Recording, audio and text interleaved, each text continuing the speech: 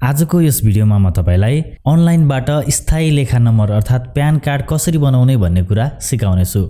नमस्कार, म युवराज, यहाँलाई स्वागत छ टेक्निकल वाइडी च्यानलमा। च्यानलमा नयाँ हुनुहुन्छ भने सब्स्क्राइब गरी अल नोटिफिकेसन अन गर्नुहोला र भिडियो मन पर्यो भने लाइक गर्नुहोला। आउनुहोस् भिडियो सुरु गरौँ।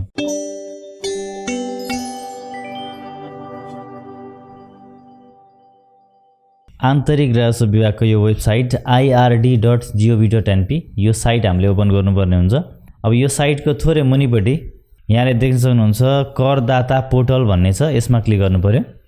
अब ट्याक्स पेयर पोर्टल भनेर अर्को एउटा पोर्टल ओपन भएको छ, आन्तरिक राजस्व विभाग इनल्यान्ड रेभिन्यू डिपार्टमेन्ट करदाताको सेवामा समर्पित। अब यो पोर्टलमा चाहिँ यो रेजिस्ट्रेसन भन्ने छ, रेजिस्ट्रेसन प्यान भ्याट एक्साइज भन्ने छ। यो यहाँले यो प्लसमा क्लिक गरेर यसलाई चाहिँ एक्सप्यान्ड गर्नुपर्ने हुन्छ यसरी। अब त्यसपछि एप्लिकेसन फर रेजिस्ट्रेसन भन्ने अप्सन छ, यहाँ क्लिक गर्नु पर्यो। अब गेट सबमिसन नम्बर भनेको छ, हामीले चाहिँ सबमिसन नम्बर लिनु पर्यो। अब यसमा युजर नेम, यसमा पासवर्ड र यसमा फेरि हामीले पासवर्ड कन्फर्म गर्नु पर्यो। यसमा तपाईको फोन नम्बर राख्नु पर्यो र यसमा इमेल आइडी राख्नु पर्यो तपाईको। अब त्यसपछि तपाईले रेजिस्ट्रेसन फर भन्ने अप्सन छ, यसमा चाहिँ कुन प्रयोजनको लागि तपाईलाई चाहिँ रेजिस्ट्रेसन गर्दै हुनुहुन्छ, यो प्यान बनाउँदै हुनुहुन्छ भन्ने अप्सन हो। यो चाहिँ यहाँले चाहिँ पर्सनल प्यान हो भने पर्सनल प्यानमा टिक लगाउनु होला र अन्य कामहरुको लागि हो भने चाहिँ यहाँले आफुलाई सुहाउँदो अप्सन चाहिँ चुज गर्नु होला। र त्यसपछि भेरिफाइङ अफिस भनेको छ, IRO/LTO चुज गरे मैले, यहाँले TSO पनि चुज गर्न सक्नुहुन्छ। अब यो चुज गरिसकेपछि IRO नेम यहाँले चाहिँ यहाँबाट सिलेक्सन गर्नुपर्ने हुन्छ। आन्तरिक राजस्व कार्यालय यहाँलाई पाएक पर्ने यहाँले आन्तरिक राजस्व कार्यालय चाहिँ चुज गर्नुपर्ने हुन्छ है त। र अब यति सबै फिल गरिसकेपछि यहाँले चाहिँ यतापट्टि लास्टमा ओके मा क्लिक गर्नुपर्ने हुन्छ। अब कन्फर्मेसन एक्सन यहाँलाई सोधेको छ, तपाईको यो विवरण करदाता सेवा कार्यालय धनकुटामा दर्ता हुनेछ, के तपाई अघि बढ्न चाहनुहुन्छ भन्छ। यहाँ चाहिँ भेरिफाइङ अफिसमा मैले TSO चुज गरेर कर सेवा कार्यालय धनकुटा चुज गरेको छु। ओके यसमा क्लिक गरेँ मैले। अब यहाँ सबमिसन नम्बर देखाएको छ, कृपया आफ्नो युजर नेम पासवर्ड र सबमिसन नम्बर सुरक्षित राख्नु होला भनेको छ। यो चाहिँ विभिन्न कामहरुको लागि चाहिँ युज हुन सक्छ, त्यसैले गर्दाखेरि चाहिँ यो सबमिसन नम्बर यहाँले चाहिँ नोट गर्नु होला। अब त्यसपछि म कन्टिन्यू बटनमा क्लिक गर्दैछु। अब यहाँले एउटा फर्म देख्न सक्नुहुन्छ, यो फर्म सर फिलअप गर्नुपर्ने हुन्छ तपाईहरुले। र तपाईहरुले यो जुन स्टार देख्न सक्नुहुन्छ, यो स्टार भएको फिल्ड चाहिँ म्यान्डेटरी फिल्ड हो, यो चाहिँ ब्ल्याङ्क छोड्न मिल्दैन। र स्टार नभएको फिल्डलाई चाहिँ तपाईले ब्ल्याङ्क पनि छोड्न मिल्छ। तपाईको नाम भनेको छ, नाम यसमा नेपालीमा टाइप गर्नुपर्ने हुन्छ, यहाँ नेपाली लेखेको छ। अब मिडल नेम अनि त्यसपछि लास्ट नेम थर यहाँ टाइप गर्नु होला नेपालीमा। र अंग्रेजीमा तपाईहरुले आफ्नो नाम राख्नुपर्ने हुन्छ, फर्स्ट नेम, मिडल नेम र लास्ट नेम। र त्यसपछि तपाईको चाहिँ जन्म मिति यहाँ राख्नु पर्यो। अब यहाँले जन्म मिति राख्दा के कुरा ध्यान दिनु पर्यो भने यहाँले सबैभन्दा पहिले चाहिँ विक्रम सम्वतमा इन्टर गर्ने कि ईस्वी सम्वतमा इन्टर गर्ने चुज गर्नु पर्यो यसरी। म चाहिँ विक्रम सम्वतमा राख्दै छु। अब जन्म मिति राख्दाखेरि चाहिँ पहिला इयर राख्नु पर्यो अनि फुल स्टप दिनु पर्यो अनि मन्थ राख्नु पर्यो 2 डिजिटको फुल स्टप अनि त्यसपछि डेट राख्नु पर्यो। जस्तै एक्जाम्पलको लागि 2045 साल अब डट राख्ने एउटा अनि त्यसपछि 4 महिना 15 गते यसरी राख्नु पर्यो। अब राष्ट्रियता नेपाली भइहाल्यो। र तपाई नेपाल भन्दा बाहिर बसेर चाहिँ बिजनेसको लागि नेपाल आउनु भएको छ भने यहाँले चाहिँ आफ्नो कन्ट्री चुज गर्न सक्नुहुन्छ। अब बासिन्दाको प्रकार छान्नुहोस् भनेको छ, यहाँ गएर चाहिँ अब गैर बासिन्दा हो कि बासिन्दा हो, हामी चाहिँ बासिन्दा हो नेपाली हो भने बासिन्दामा क्लिक गरेँ मैले। नाबालक हो कि होइन भन्छ, नाबालक चाहिँ होइन।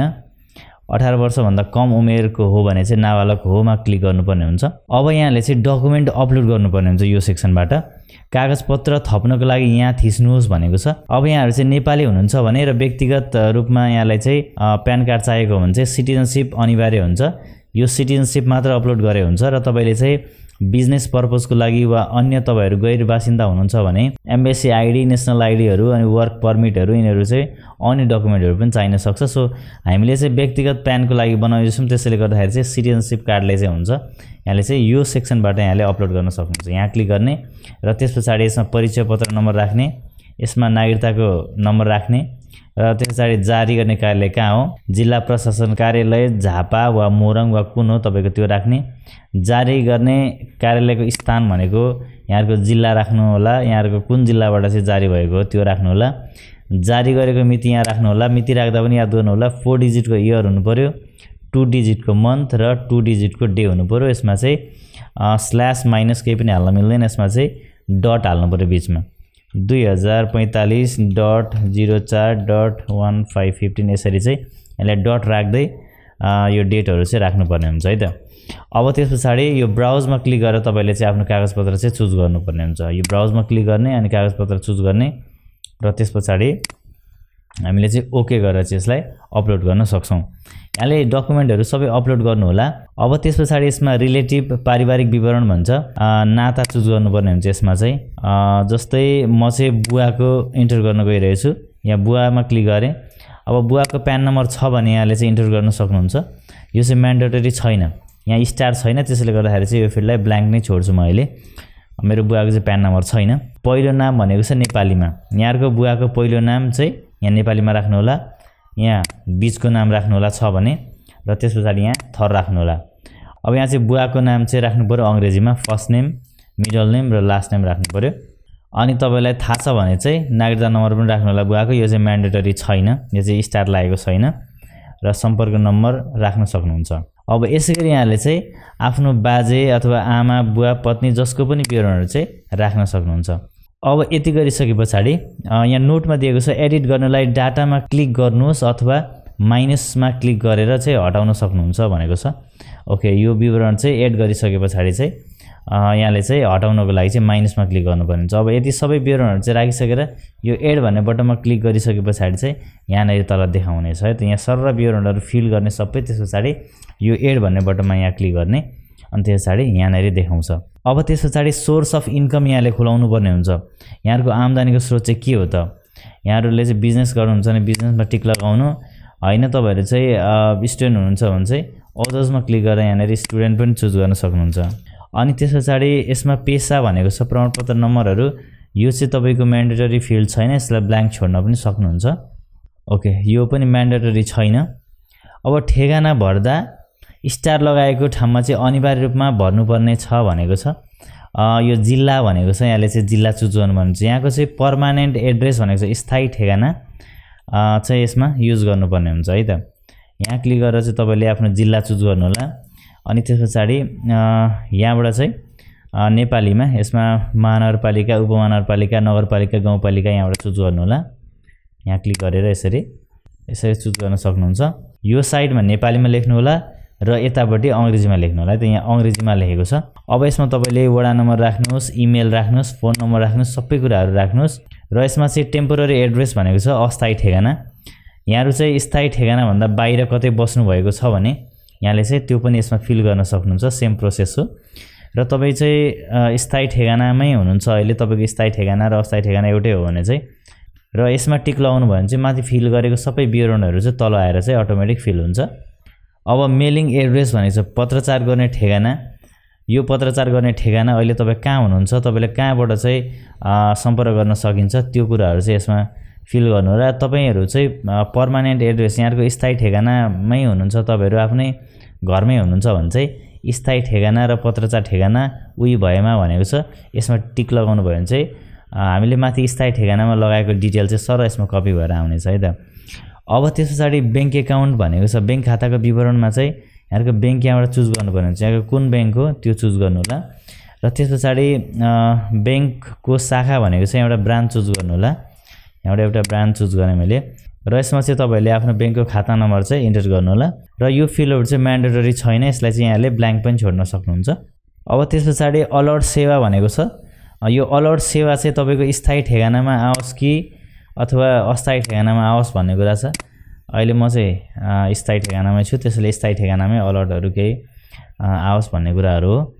अनि यो के आओस् भन्दा एसएमएस आओस् अनि इमेल आओस् है, यो टिक लागेको हुनुपर्छ। अब त्यसपछि यसमा चाहिँ यहाँले चाहिँ सेभ गरेर यसलाई सबमिटमा क्लिक गर्नुपर्ने हुन्छ। ओके, अब कन्फर्म एक्सन भनेर एउटा मेसेज आएको छ। एक पटक सबमिट गरिसकेपछि अर्को पटक विवरण फेरि परिवर्तन गर्न पाइने छैन, के तपाई सबमिट गर्न चाहनुहुन्छ भन्छ। र तपाईको विवरणहरु चाहिँ एकचोटी फेरि चेक गर्न चाहनुहुन्छ भने चाहिँ नो गरेर फेरि आफ्नो विवरणहरु सरल चेक गरेर अनि फेरि सबमिट गर्न सक्नुहुन्छ। अहिले मेरो विवरणहरु चाहिँ एकदमै ठीक छ, त्यसले गर्दाखेरि म चाहिँ यसमा क्लिक गर्दै छु। Saving personal information. Okay, personal information save successfully देखाएको छ। यसमा ओकेमा क्लिक गरेँ मैले। Sending OTP please wait. अब तपाईँको मोबाइलमा चाहिँ एउटा ओटिपी कोड आउँछ, त्यो ओटिपी कोड चाहिँ तपाईँले यसमा प्रोभाइड गर्नुपर्ने हुन्छ। OTP send to email star.yuvraj@gmail.com and mobile number भनेर मोबाइल नम्बर दिएको छ। अब हामीले चाहिँ हाम्रो इमेल एड्रेस अथवा हाम्रो मोबाइल चाहिँ चेक गरेर त्यो ओटिपी चाहिँ यसमा प्रोभाइड गर्नुपर्ने हुन्छ। अब यसलाई मैले ओकेमा क्लिक गरेँ। अब यो ठाउँमा चाहिँ ओटिपी लगाएर चाहिँ भेरिफाई ओटिपीमा क्लिक गर्नुपर्ने हुन्छ। अब तपाईहरूले चाहिँ आफ्नो मोबाइलमा अथवा इमेलमा आएको ओटिपीलाई चाहिँ इन्टर गरेर यो भेरिफाई ओटिपीमा क्लिक गर्नुपर्ने हुन्छ। अब त्यसपछि यहाँ मेसेज आएको छ, तपाईको विवरण चाहिँ सबमिट भयो। आन्तरिक राजस्व कार्यालयबाट चाहिँ यो भेरिफाई भइसकेपछि तपाईको इमेलमा वा तपाईको फोन नम्बरमा चाहिँ प्यान नम्बर प्राप्त गर्न सक्नुहुन्छ भनेर यसरी मेसेज आउँछ। अब यसलाई ओके गरिदिने। अफिसले भेरिफाई गर्नुपर्छ यो डकुमेन्ट चाहिँ तपाईले सबमिट गरेको डकुमेन्ट। यो भेरिफाई गर्न कहिलेकाहीँ ढिला पनि हुन सक्छ र ढिला भयो भने चाहिँ तपाईले फोन गरेर पनि मैले यसरी फर्म भरेको थिएँ भनेर तपाईले फोन गर्न सक्नुहुन्छ। यहाँको एप्लिकेसन चाहिँ भेरिफाई भइसकेपछि चाहिँ फोनमा अथवा इमेलमा चाहिँ प्यान नम्बर आउँछ र यहाँलाई चाहिँ फिजिकल कार्ड नै चाहिएको छ भने चाहिँ यहाँले जुन अफिस चुज गरेर फर्म भर्नु भएको थियो त्यही अफिसमा गएर चाहिँ तपाईले प्यान नम्बर देखाएर चाहिँ त्यसको फिजिकल कपी पनि लिन सक्नुहुन्छ। यसरी तपाईले सजिलोसँग आफ्नो प्यान नम्बर चाहिँ अनलाइनबाट बनाउन सक्नुहुन्छ। हस्त यहाँलाई भिडियो कस्तो लाग्यो यहाँहरुको सल्लाह सुझाव कमेन्ट गर्नुहोला र फेरि अर्को भिडियोमा भेट्ने बाचाका साथ आजलाई भने म बिदा चाहन्छु। हस्त नमस्कार, ह्यापी ब्राउजिङ।